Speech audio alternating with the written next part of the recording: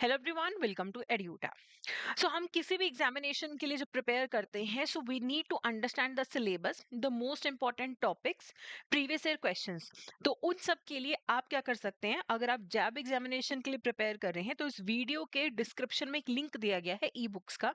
उस पर आप क्लिक करके ई बुक डाउनलोड कर सकते हैं, जिसमें आपको ये सारी चीजें मिलेंगी। Previous year question, important syllabus, topics, वो सब आप डाउनलोड कर सकते हैं, that is free of cost.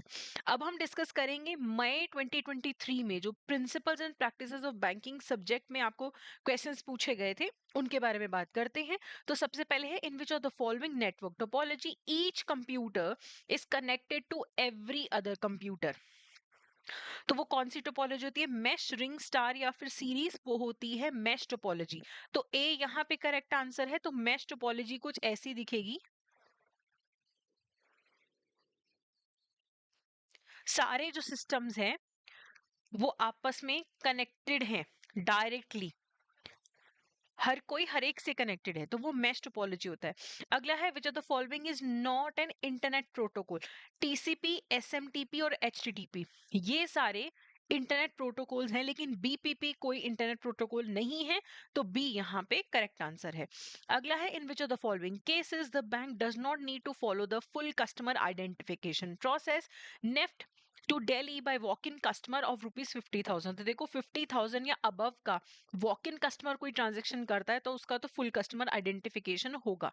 Locker facility लेने के लिए भी फुल केवाईसी होता है, लेटर ऑफ क्रेडिट के लिए भी फुल कस्टमर आइडेंटिफिकेशन होता है। लिविंग सेविंग्स अकाउंट आप तब भी ओपन कर सकते हो जब आपके पास ओवीडी नहीं होगा, कि आधार भी नहीं है, पासपोर्ट भी नहीं है, ड्राइविंग लाइसेंस भी नहीं है, तब भी आप स्मॉल सेविंग्स अकाउंट ओपन कर सकते हो। और 1 साल का समय आपको दिया जाता है ओवीडी प्रेजेंट करने के लिए। तो यहाँ पे करेक्ट आंसर क्या होगा, C, that is small savings account. ये फाइनेंशियल इंक्लूजन के लिए स्टेप लिया गया है कि आप बिना ओवीडी के भी टेम्परेली अकाउंट ओपन कर पा रहे हैं। आगे है, how can the banker customer relationship be terminated. तो आप जब बैंक में अकाउंट खोलते हैं तो आपका और बैंक का रिलेशनशिप बन जाता है, उसे आप कैसे टर्मिनेट करोगे, बाय कस्टमर ओनली। ऐसा नहीं है कि सिर्फ कस्टमर अकाउंट क्लोज कर सकता है, बाय बैंक ओनली। ऐसा भी नहीं है कि सिर्फ बैंक क्लोज कर सकता, तो यहाँ पे ओनली से प्रॉब्लम है हमें। ओनली ना लिखा होता फिर ये सही था। After completion of the contract बिल्कुल सही। अगर आपने एफडी ओपन किया था 5 साल के लिए, एफडी आपकी मेच्योर होगी, आपने वो पैसा विड्रॉ कर लिया, ठीक है, खत्म, रिलेशनशिप टर्मिनेट हो जाएगी। By bank as well as by the customer, ये सही है कि बैंक भी अकाउंट क्लोज कर सकता है आपका, आपको नोटिस देके, कस्टमर भी अकाउंट क्लोज कर सकता है, तो सी यहाँ पे करेक्ट ऑप्शन होगा। Next is, for providing education loan which of the following norms can be ignored. Recapacity, obviously आप देखेंगे कि ये इंसान फ्यूचर में री पे भी कर पाएगा या नहीं, तो ये तो इग्नोर नहीं कर सकते। इंस्टीट्यूशन रिकॉग्नाइज्ड होना चाहिए, है ना, तो ये भी इग्नोर नहीं कर सकते। लेकिन सर्विस एरिया नॉर्म्स इग्नोर कर सकते हैं। वैसे हमेशा हर बैंक का एक सर्विस एरिया होता है कि इस एरिया के लोगों को हम केटर करेंगे, लेकिन एजुकेशन लोन के मामले में ऐसा नहीं होता। आप ऐसा नहीं बोल सकते कस्टमर को कि तुम जहां रहते हो वो हमारे एरिया में नहीं फॉल करता, दूसरे बैंक में जाके आप लोन के लिए अप्लाई करो, तो नहीं, सर्विस एरिया नॉर्म्स जो हैं वो इग्नोर किए जाते हैं एजुकेशन लोन के लिए। Next is, which of the following is not generally used for banking transactions through mobile। तो मोबाइल से आप यूपीआई, आईएमपीएस, नेफ्ट करते हो। एनएसीएच की जो ट्रांजेक्शन्स होती हैं, नेशनल ऑटोमेटेड क्लियरिंग हाउस, जो बल्क ट्रांजेक्शन्स करने के लिए और बल्क पैसा रिसीव करने के लिए होती है, बल्क में आपको मल्टीपल जगहों से पैसा रिसीव करना है, तो वो आप ज्यादातर फोन से नहीं करते हो, है ना, तो डी यहाँ पे करेक्ट आंसर है। Next is, the target set under priority sector lending for domestic scheduled commercial banks for micro enterprises is। तो जो scheduled commercial bank है, micro enterprises के लिए कितना प्रायोरिटी सेक्टर लेंडिंग टारगेट है, और एडवांसेस टू वीकर सेक्शंस के लिए कितना टारगेट है। तो यहाँ पे माइक्रो एंटरप्राइजेस के लिए 7.5% का टारगेट है, और वीकर सेक्शंस के लिए 12% का टारगेट है, तो ए यहाँ पे करेक्ट आंसर है। तो आपको पता होना चाहिए, domestic scheduled commercial banks, regional rural banks, small finance banks, cooperative banks, उनके क्या क्या टारगेट्स हैं, फॉरेन बैंक्स, सबका आपको टारगेट पता होना चाहिए, अलग सब पार्ट्स भी आपको उसके पता होने चाहिए। अगला है, किसान credit card is applicable for.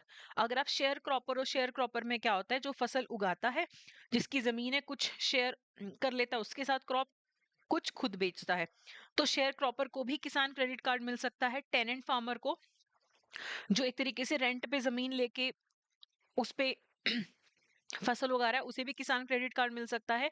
जो फार्मर्स के सेल्फ हेल्प ग्रुप होते हैं या जॉइंट लाइबिलिटी ग्रुप्स, सबको किसान क्रेडिट कार्ड मिल सकता है। तो डी जो है यहाँ पे करेक्ट आंसर है। अगला है foreign currency non resident account is can be opened as. तो एफसीएनआर आप कैसे ओपन कर सकते हो? सेविंग्स अकाउंट नहीं हो सकता, आरडी नहीं हो सकता, एफडी हो सकता है। तो एफ से एफडी, एफ से एफसीएनआर। तो foreign currency non resident account जो है ये सिर्फ फिक्स डिपॉजिट की फॉर्म में ओपन किया जा सकता है। Which of the following transactions is prohibited under the schedule 1 of the foreign exchange management act? क्या प्रोहिबिटेड है? Remittances out of lottery winnings, आप लॉटरी से जो पैसा जीतते हो आप फॉरेन नहीं भेज सकते, ये करेक्ट है, प्रोहिबिटेड है। Multi modal transport operators making remittances to their agents abroad, remittances of income from racing riding etcetera और एनी अदर हॉबी।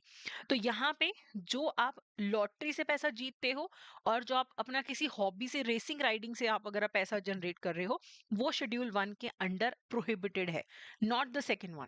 ओके, आगे बढ़ते हैं। Which of the following credit facility is not available to individual customer? देखो, vehicle loan मैं ले सकती हूँ individual के तौर पे, कैश क्रेडिट ले सकती हूँ, होम इक्विटी लोन ले सकती हूँ, लेकिन जो वर्किंग कैपिटल लोन होता है ये लेते हैं बिजनेस के लिए।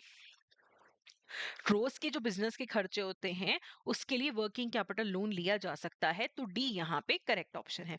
अगला है memorandum of association contains which of the following? तो मेमोरेंडम ऑफ एसोसिएशन जो होता है उसे कंपनी का चार्टर बोला जाता है। उसमें डिफाइंड होता है कि कंपनीज के क्या ऑब्जेक्टिव्स हैं, कंपनी की क्या लिमिटेशंस हैं, कि एमओए के दायरे में रह के ही कंपनी को काम करना होता है। इंटरनल मैनेजमेंट के लिए आर्टिकल ऑफ एसोसिएशन होता है और ऑब्जेक्टिव डिफाइन करने के लिए मेमोरेंडम ऑफ एसोसिएशन होता है। तो एमओए को मॉडिफाई करना बहुत मुश्किल है। एड्रेस दिया होता है एमओए में, तो आप एलिमिनेशन करके देखो, एड्रेस तो होगा ही होगा, तो जहां पे 1 नहीं है उसको एलिमिनेट कर दो। ठीक है, उसके बाद नेम ऑफ फर्स्ट सब्सक्राइबर, ये भी आपको पता होना चाहिए कि ये तो है ही है, तो जहां पे ये नहीं है इसको भी हटा दो। ठीक है, उसके बाद share capital liabilities of the members, name of the people in the management. अब आप ये देखो कि मैंने आपको ये बोला है कि ये चेंज करना बहुत डिफिकल्ट होता है, जो एमओए है उसको चेंज करना बड़ा डिफिकल्ट है। मैनेजमेंट में तो लोग रोज बदलते ही रहते हैं, आज कोई है कल कोई होगा, तो ये तो फ्रीक्वेंटली चेंज होने वाली चीज है, ये आर्टिकल ऑफ एसोसिएशन में होगी, तो फोर्थ तो नहीं हो सकता। तो करेक्ट आंसर क्या होगा आपके पास? डी, के address of office members, liability of members, share capital, name of subscriber, ये एमओए में दिए होते हैं, ऑब्जेक्टिव्स भी एमओए में दिए होते हैं। अगला है a specially crossed cheque is payable to. अब स्पेशली क्रॉस्ड क्या होता है? ये स्पेशली क्रॉस्ड है, इसमें बैंक का भी नाम लिखा है, ये स्पेशल क्रॉसिंग हो जाती है। तो इसका मतलब है ये जो पैसा जाएगा, इस चेक में से जो पैसा निकल के जाएगा वो ऐसे अकाउंट में जाएगा जो एसबीआई का अकाउंट हो। तो अब banker whose name appears in the crossing, अगर मैं ये चेक प्रेजेंट करूंगी, इसमें एसबीआई की क्रॉसिंग है, तो एसबीआई के अकाउंट में ही पैसा जाएगा। तो ए यहाँ पे करेक्ट आंसर है। Next is under the protected disclosure scheme, any whistleblower can raise complaints to dash regarding corruption, misuse of office, criminal offences. तो प्रोटेक्टेड डिस्क्लोजर स्कीम जो है वो प्राइवेट सेक्टर के बैंक्स के लिए और फॉरेन बैंक्स के लिए है, क्योंकि पब्लिक सेक्टर बैंक्स के लिए तो सेंट्रल विजिलेंस कमीशन होता है विसल ब्लोअर के केस में। तो यहाँ पे ये जो स्कीम बनाई गई है इसमें जो कंप्लेंट जाती है वो आरबीआई को जाती है। Corruption, misuse office, criminal offences का कोई किसी को विसल ब्लोइंग करनी है तो आरबीआई के पास कंप्लेंट जाएगी under the protected disclosure scheme. Next is when does the liability of an indemnifier start? एक इंडेमनीफायर की लाइबिलिटी कब स्टार्ट होती है? When the loss becomes absolute, on the grant of notice, when indemnity is contingent, none of the above. तो indemnity में जो indemnifier है वो इंडेमनीफाइड को प्रॉमिस करता है कि मैं तेरे नुकसान की भरपाई करूंगा, लेकिन कब? जब नुकसान एब्सोल्यूट हो जाए। ओके, जब वो बिल्कुल पक्का हो जाए कि हाँ भाई इतना लॉस तो होगा ही होगा या हो गया है। तो ए यहाँ पे करेक्ट आंसर है। अगला, विच of the following statement is incorrect regarding small prepaid payment instruments? The amount loaded during any month can not exceed 60,000 rupees. The total amount loaded during the financial year shall not exceed 1,20,000. The PPIs shall be converted to full KYC PPIs within 24 months, loading reloading by cash or by electronic means. तो यहाँ पे correct answer क्या है? ए incorrect है। एक आपका जो small PPIs होते हैं बेसिक, जिनका भी फुल केवाईसी नहीं किया होता, वहां पे मैक्सिमम एक मंथ में 10,000 ही लोड हो सकता है, साल में 1,20,000 ही हो सकता है, और 24 महीने के अंदर अंदर आपको उन्हें फुल केवाईसी पीपीआई में कन्वर्ट करना पड़ता है। कुछ स्मॉल पीपीआईज होते हैं विद कैश लोडिंग फैसिलिटी, कुछ होते हैं विदाउट कैश लोडिंग फैसिलिटी। ठीक है, तो ए यहाँ पे गलत है, तो वही करेक्ट आंसर है। एथिकल डिलेमा कब अराइज होता है? जब ऑर्गेनाइजेशनल और एथिकल इंडिविजुअल एथिक्स में कॉन्फ्लिक्ट हो, जब इंडिविजुअल एथिक डोमिनेट करे ऑर्गेनाइजेशनल एथिक को, जब एथिकल इश्यूज फ्रीक्वेंटली डिस्कस हो ऑर्गेनाइजेशन में, या जहां पे इंडिविजुअल्स को डिस्करेज किया जाता है या इनकरेज किया जाता है एथिकल इश्यूज डिस्कस करने के लिए। तो एथिकल डिलेमा तब अराइज होता है जब दो कन्फ्लिक्टिंग सिचुएशंस आ जाती हैं आपके सामने। तो जब ऑर्गेनाइजेशनल और इंडिविजुअल एथिक्स आपस में क्लैश करेंगे, जब आपके पास दो ऑप्शंस हैं और दोनों ही करेक्ट नहीं है या दोनों में कॉन्फ्लिक्ट आ जाता है, तब आपका एथिकल डिलेमा अराइज होता है। तो ए यहाँ पे करेक्ट आंसर है। Next is which of the following factors are to be considered while creating an efficient portfolio? Risk, return, liquidity या फिर all of the above? क्या आपको कंसिडर करना है जब आप एक अच्छा पोर्टफोलियो बना रहे हो? अगर मेरे पास पैसा है तो मुझे रिस्क भी देखना पड़ेगा, मुझे कितना लेना है, मुझे रिटर्न कितना चाहिए, मुझे लिक्विडिटी कितनी चाहिए। तो सारी चीजें देखने के बाद ही पोर्टफोलियो डिजाइन होता है। तो डी जो है यहाँ पे करेक्ट आंसर है। Next is under the Deen Dayal Antyodaya National Rural Livelihood Mission Uniform Interest Subvention Scheme, women SHGs will be eligible for loans up to 3 lakh at an interest rate of 7 per annum।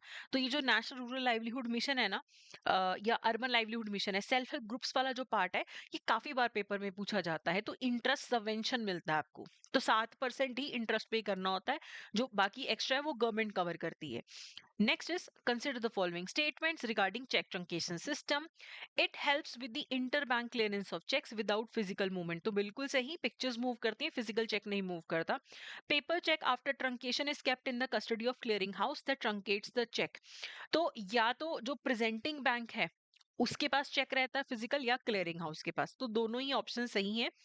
Positive pay system has been introduced which involves a process of reconfirming key details of large value checks। तो ये बिल्कुल सही है। अगर मैं आपको मान लो 2 लाख रुपए का चेक इशू करती हूँ, वही सेम चीज मैं अपने बैंक में भी अपडेट कर दूंगी, हो सकता है ऐप के थ्रू या ऑनलाइन वेबसाइट के थ्रू, ताकि बैंक को कंफर्मेशन हो जाए कि हाँ, जब वो चेक असल में बैंक के पास पहुंचेगा तो वो कंफर्म कर लेंगे कि हाँ, जो कस्टमर है उसने भी हमें यही डिटेल्स भेजी, हमें चेक भी प्रेजेंटेशन के लिए सेम है।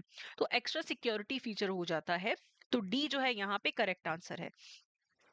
अगला है the letter of credit is open on the request of applicant, issuing bank, beneficiary, confirming bank.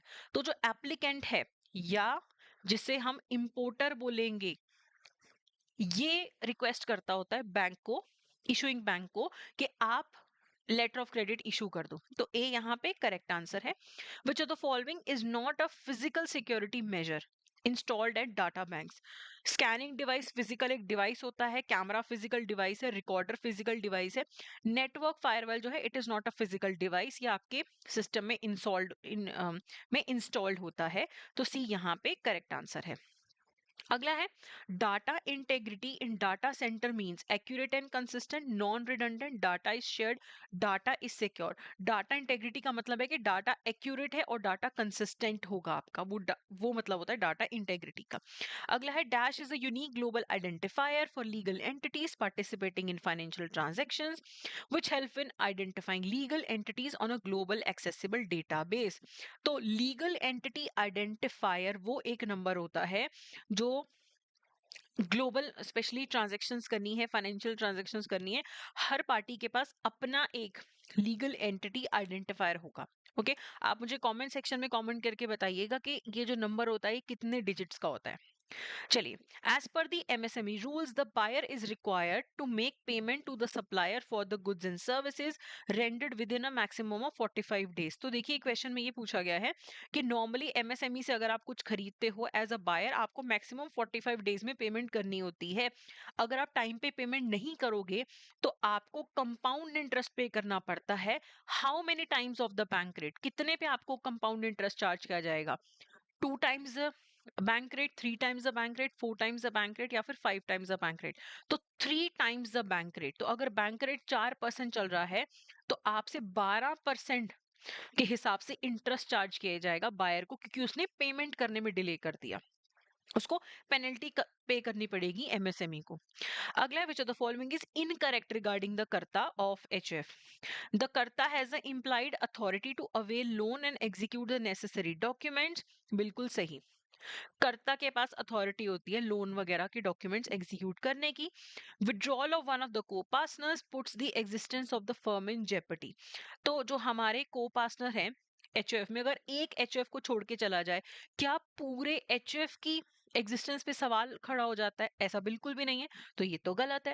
As there is no formal procedure for designating a karta, it is advisable to obtain a declaration from all adult members. ये statement बिल्कुल सही है।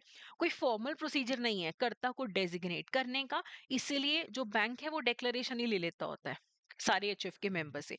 तो यहाँ पे B ही गलत है और हमें इनकरेक्ट ही पूछा गया है, तो बी यहाँ पे करेक्ट आंसर होगा। अगला है which of the following statement is incorrect regarding an NPA? तो पेपर में ये देख लेना कि करेक्ट पूछ रहे हैं कि इनकरेक्ट पूछ रहे हैं, कई बार इसी में गड़बड़ हो जाती है। An asset is classified as substandard asset if it remains as an NPA for a period less than or equal to 6 months। यहाँ पे 12 मंथ्स होना चाहिए एनपीए होने के बाद। पहला 1 साल एसेट को सबस्टैंडर्ड बोला जाता है, ना कि 6 महीने। An asset is classified as doubtful जब उसे एनपीए हुए 12 महीने से ज्यादा हो जाते हैं। तो 12 महीने, पहले 12 महीने एसेट को एनपीए को सबस्टैंडर्ड बोला जाता है, उसके बाद डाउटफुल बोला जाता है।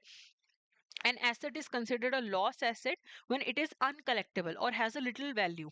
तो ये बिल्कुल सही है, जब बिल्कुल ही खत्म हो गया आपका लोन, आपको बैंक को पता है कि अब कुछ नहीं आना इसमें से, तो उसे लॉस एसेट बोल देंगे, है ना? उसको कंटिन्यू करने का फायदा नहीं होता एज एन एसेट, तो बिल्कुल सही है।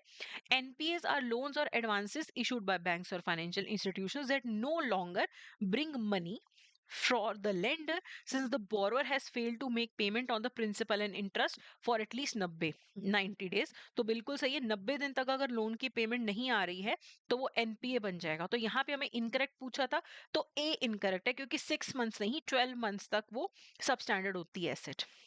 SHGs are informal groups of 10 to 20 individuals, but in hilly tracts, predominantly tribal areas where communities are dispersed, so smaller groups of minimum 5 members can form an SHG। तो B correct answer है।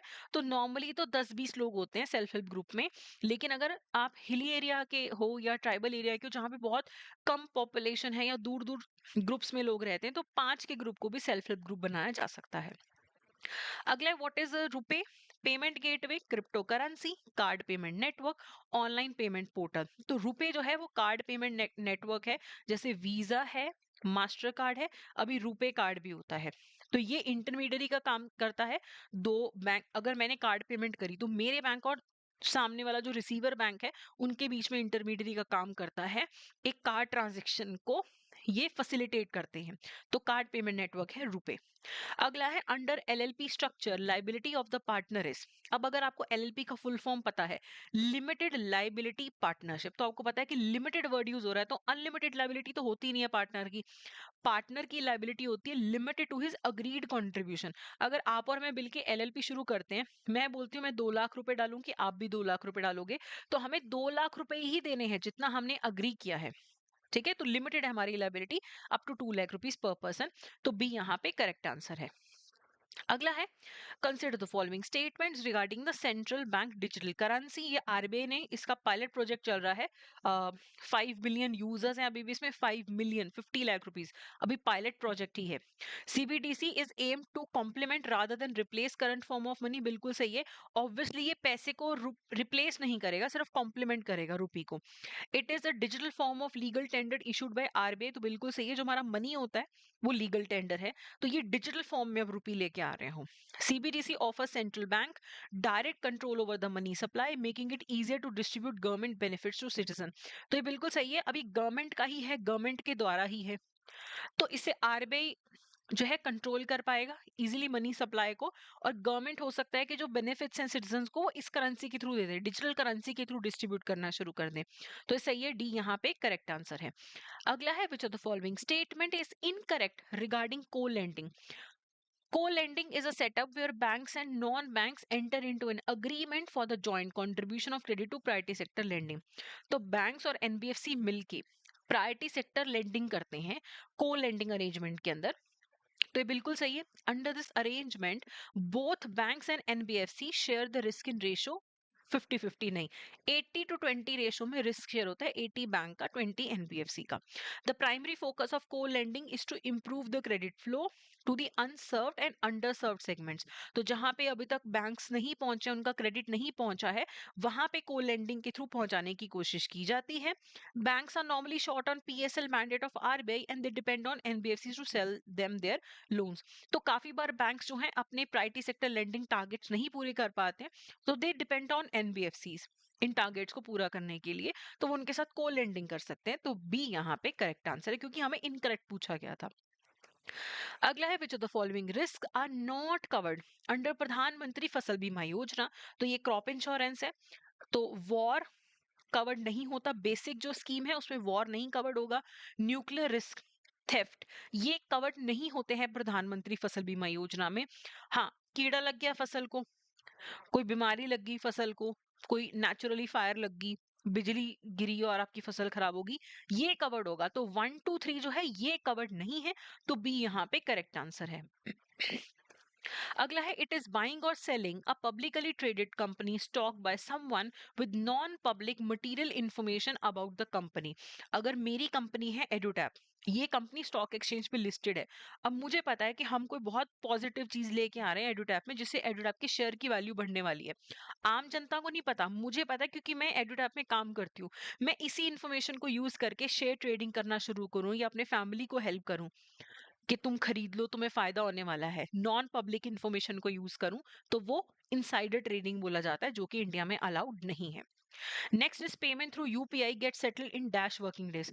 अगर मैं आपको भी UPI करूं, आपको अभी पैसा पहुंच जाएगा, तो T+0 मतलब कि उसी दिन आपको पेमेंट पहुंच जाती है, उसी टाइम ही पहुंच जाती है वैसे तो ए जो है यहाँ पे करेक्ट आंसर है। टी मतलब कि जो दिन है, जिस दिन ट्रांजेक्शन हुई है। ई रूपी किसने लॉन्च किया है? आरबीआई, सेबी, एनपीसीआई या फिर आईएमपीएस? तो ई रूपी को लॉन्च किया है एनपीसीआई ने, बीच में मिनिस्ट्री ऑफ हेल्थ अफेयर्स भी इन्वॉल्व है, लेकिन बेसिकली एनपीसीआई ने इसको लॉन्च किया है। Which of the following is not an officially valid document? Aadhaar OVD है, पासपोर्ट है, ड्राइविंग लाइसेंस है, पैन कार्ड जो है वो ओवीडी नहीं है। ठीक है, तो डी यहाँ पे करेक्ट आंसर है। A garnishi order was received by a bank on 5th April 1:30 p.m. The balance was 1,50,000 at 3:30. 20,000 was deposited. What amount will be attached? जब गार्निशमेंट ऑर्डर बैंक को रिसीव होता है, उस टाइम में जो बैंक में account में बैलेंस पड़ा है उसी को अटैच किया जाता है। बाद में अगर 1 घंटे बाद, 15 मिनट बाद कोई भी पैसा अकाउंट में आता है, उसको नहीं अटैच किया जाएगा। तो जब ऑर्डर आया तो अकाउंट में 1.5 लाख रुपए थे, तो 1.5 लाख रुपए ही अटैच होंगे। बाद में जो अलग से 20,000 रुपए आए हैं ये अटैच नहीं होंगे। तो ए जो है यहाँ पे करेक्ट आंसर है। अगला, how many characters are there in UTR for IMPS? 10, 12, 14 and 16। तो जो unique transaction reference number generate होता है जब आप आईएमपीएस ट्रांजैक्शन करते हो, तो 12 कैरेक्टर्स का यूटीआर होता है। ये भी बहुत कॉमनली पूछ लिया जाता है, आईएमपीएस का, नेफ्ट का 16 का होता है, और आरटीजीएस का 22 का होता है, पूछा जाता है। ATMs set up, owned and operated by non-banks are called? Non-banks India में हिताची है, एक आई थिंक टाटा है, इन्हें अलाउड है। एक दो और कंपनीज हैं जो बैंक्स नहीं है लेकिन जिन्हें एटीएम सेटअप करना, ऑपरेट करना अलाउड है, तो इनके द्वारा जो सेटअप एटीएम्स होते हैं इन्हें व्हाइट लेबल एटीएम्स बोला जाता है। तो हिताची, टाटा, वकरांजी इन्हें अलाउड है। अगला है the ड्रॉई bank makes payment in CTS. जो ड्रॉई बैंक है यानी कि जिसने पेमेंट करनी है वो कब पेमेंट करेगा सीटीएस सिस्टम के अंदर? जब उसे फिजिकल चेक मिलता है, जब क्लियरिंग हाउस को चेक मिलता है, या जब उसे चेक की इमेज और एमआईसीआर डाटा मिलता है। तो कॉमन सेंस है कि ऑब्वियसली ड्रॉई बैंक तब पेमेंट करेगा ना जब उसके पास चेक की इमेज आ जाएगी, एमआईसीआर डेटा आ जाएगा। क्लियरिंग हाउस को चेक मिलने से तो कोई मतलब नहीं है, और फिजिकल चेक तो मूव ही नहीं करता सीटीएस में, सीटीएस में तो इमेज ही मूव करती है। तो ए जो है, सी जो है यहाँ पे करेक्ट आंसर है। Next is what is the most common network topology used by banks? Star, बस, रिंग या फिर मैश? तो जो हमारे बैंक्स होते हैं उनमें स्टार टोपोलॉजी यूज होती है, उनमें स्टार टोपोलॉजी यूज होती है। सारे एक हब होता है सेंटर में, इसके साथ सारे सिस्टम्स कनेक्टेड होते हैं। बैंक्स में ज्यादातर ये यूज की जाती है। ठीक है, मेश टोपोलॉजी यूज होती है मिलिट्री सर्विस के अंदर या एयरक्राफ्ट नेविगेशन के अंदर यूज होती है। Next is which of the following correctly explains the difference between a router and a hub? Hub sends the data packet to all the connected devices, while a router is a networking device that forwards data packets between computer networks. तो इसको ज्यादा complicate नहीं करेंगे, simple सा आपको basic word याद रखने के। हब जो होता है वो डाटा पैक्स भेज देता है सारे कनेक्टेड डिवाइसेस को, जो भी हब के साथ डिवाइसेस कनेक्टेड है सबको डाटा पैकेट भेजेगा। जबकि जो राउटर होता है ये एक नेटवर्किंग डिवाइस है जो कंप्यूटर नेटवर्क्स के बीच में डाटा पैकेट्स फॉरवर्ड करता है। हब डिवाइसेस में डाटा पैकेट फॉरवर्ड करता है, और जो राउटर है वो नेटवर्क्स में डाटा पैकेट्स को फॉरवर्ड करता है। तो ए यहाँ पे करेक्ट आंसर है। ठीक है, हब से ज्यादा सोफिस्टिकेटेड होता है स्विच। आगे बात करते हैं, if a demand draft is lost then a duplicate demand draft is to be issued by the bank within 7 days, 10 days, 15 days, 21 days। तो विद इन 15 days बैंक को डुप्लीकेट डिमांड ड्राफ्ट इशू करना पड़ता है अगर customer से original गुम जाए, लेकिन कस्टमर को पहले इंडेमनिटी बॉन्ड साइन करके देना पड़ता है। तो सी यहाँ पे करेक्ट आंसर है। What is the daily POS transaction limit for withdrawal in tier 1 and tier 2 cities? तो टीयर 1 और टीयर 2 सिटीज में आप पॉइंट ऑफ सेल जो मशीन होती है वहां से आप 1000 रुपीज विड्रॉ कर सकते हो कैश, अगर टीयर 1 या टीयर 2 सिटीज में हो आप। अगला, how many characters are there in UTR for RTGS? तो आरटीजीएस अगर आप ट्रांजेक्शन करते हो तो 22 डिजिट का यूटीआर जो है वो जनरेट होता है। The exclusive rights granted to a patent applicant are for a limited period of time. What is the duration of exclusive rights? जब आप पेटेंट कराते हो ना तो नॉर्मली आपको 20 साल के लिए उस टेक्नोलॉजी पे राइट्स मिलते हैं। ये काफी फेवरेट क्वेश्चन है, 2-3 बार पूछा जा चुका है कि 20 साल के लिए एप्लीकेबल होता है जनरली जो पेटेंट करवाती है company. Next is which of the following are correct investment and turnover limits for a micro enterprise? देखिए, अभी जो बजट आया है उसमें एमएसएमई की डेफिनेशन चेंज कर दी गई है, लेकिन आपको जो इस बार पेपर देना है आपको सिर्फ दिसंबर तक के करंट अफेयर्स से मतलब है। उसके बाद बजट में जो जो चेंजेस आए हैं आपको उससे मतलब नहीं है, तो आपको तो पुरानी डेफिनेशन पे ही चलना है कि माइक्रो एंटरप्राइजेस की डेफिनेशन क्या है कि investment in plant and machinery 1 crore तक का हो और टर्नओवर 5 करोड़ तक का हो तो उसे माइक्रो एंटरप्राइज बोला जाता है। अगला है, locker facility is not available to which of the following? Minor, jointly owned जो अकाउंट होता है, पार्टनरशिप फर्म, एलएलपी। तो माइनर को लॉकर फैसिलिटी नहीं मिलती है। ठीक है, आगे बढ़ते हैं। अगला है, banks exposure to a group of connected NBFCs और a group of connected counter parties having NBFCs in the group will be restricted to 25%। So already the answer is given है 25%। तो बैंक का जो एक्सपोजर है group of NBFCs या group of connected NBFCs, maximum जो credit exposure हो सकता है वो 25% हो सकता है। ठीक है, अगला क्वेश्चन है the last question, in case of the death of one of the joint FD holders if there is no survivorship clause who has a right over the deceased share? तो अगर सर्वाइवरशिप क्लॉज नहीं है तो diseased के हिस्से का जो पैसा है वो उसके लीगल एयर को मिलेगा। ठीक है, तो उसके लीगल एयर को मिलेगा। तो सी जो है वो करेक्ट आंसर है। सो ये तो थे हमारे एमसीक्यूज। अब अगर आप एग्जाम के लिए प्रिपेयर कर रहे हैं, जैब एग्जामिनेशन के लिए जो मई में होने वाला है, so we have very limited time left. तो उसके लिए आप हमारे कोर्सेज को ज्वाइन कर सकते हैं। अगर आप तो देखिए पहले से प्रिपरेशन आपकी अच्छी चल रही है, वेल एंड गुड। अगर आपने अभी भी प्रिपरेशन नहीं स्टार्ट करी है तो आप हमारी वेबसाइट पे जा सकते हैं, edutab.in। तो यहाँ पे आप कोर्सेज पे क्लिक करेंगे, जैब पे क्लिक करेंगे। यहाँ पे आपके पास कॉम्बो में लाइव क्रैश कोर्स का ऑप्शन अवेलेबल है, जहाँ पे लाइव क्लासेस के थ्रू आपका जो मेजर सिलेबस है वो कवर करवाया जाएगा। अगर आप डिटेल्ड प्रिपरेशन चाहते हैं तो आप जैप का कंप्लीट मास्टर कोर्स भी परचेज कर सकते हैं। जब भी आप कोई कोर्स परचेज करें तो आप यहाँ पे कोड जरूर देख लीजिए कि कौन सा कोड अवेलेबल है, ये कोड आप जरूर अप्लाई करिएगा। अगर आपको लगता है कि नहीं मुझे सिर्फ टेस्ट सीरीज की जरूरत है तो आप सिर्फ टेस्ट सीरीज भी ले सकते हैं। And the best thing about the test series is कि आपको 40 मॉक टेस्ट मिल रहे हैं, प्लस चैप्टर वाइज आपको एमसीक्यूज भी मिल रहे हैं, आपको प्रीवियस ईयर क्वेश्चंस भी मिल रहे हैं। अगर आपको किसी सिंगल सब्जेक्ट में प्रॉब्लम है तो आप सिंगल सब्जेक्ट का जो मास्टर कोर्स है वो भी अवेल कर सकते हैं। तो जैसे भी आप प्रिपेयर करना चाहते हैं, जो भी आपका डिसीजन आप जल्दी से जल्दी ले लें।